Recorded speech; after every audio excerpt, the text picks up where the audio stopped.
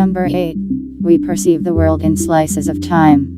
In the time slice theory, perception is said to be a two-stage process, the first of which is an unconscious processing of our surroundings in broad strokes, like the shape or color of surrounding objects.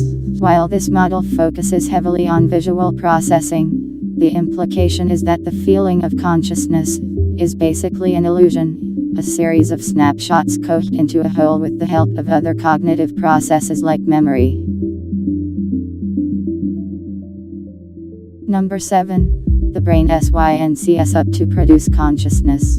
The theory of neural synchrony was put forth in 2007. It was found that a kind of global synchronization of independent brain systems occurs during conscious processing, whereas unconscious processing requires only more localized coordination.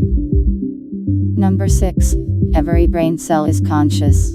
The single neuron theory asserts that each individual neuron actually has some level of consciousness of its own. It suggests that much like people, neurons are capable of receiving and relaying information in a conscious manner but are unable to pool information among a group. It is this neuronal intercommunication that results in a single, unified sensory output. Number 5. The many minds theory. If there are millions of copies of each of us in physical alternate universes, then our brain must be associated with all of those millions of minds. Otherwise, our alternate copies would be mindless husks. It also implies that our consciousness cannot actually terminate because our perspective would shift at or before the moment of death. Number 4. Consciousness is passive. We perceive our thoughts, feelings and actions as being dictated or controlled by our consciousness, when we are actually giving it too much credit. Consciousness is like the internet. It can be used to do a great many things, but it has no free will of its own, being dependent on the user to carry out tasks.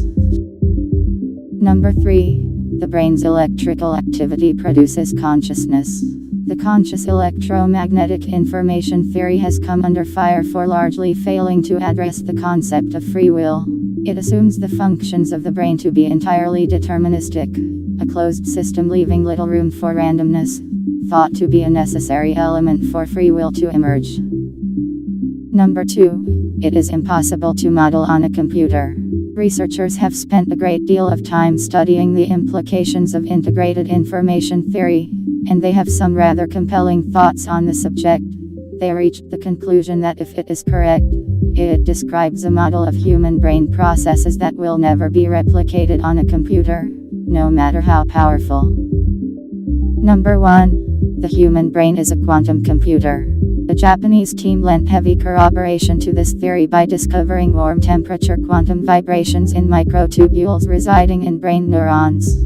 It was further bolstered by a study which indicated that clinical anesthesia may work by acting directly on these microtubules, allowing unconsciousness brain activity while effectively negating consciousness.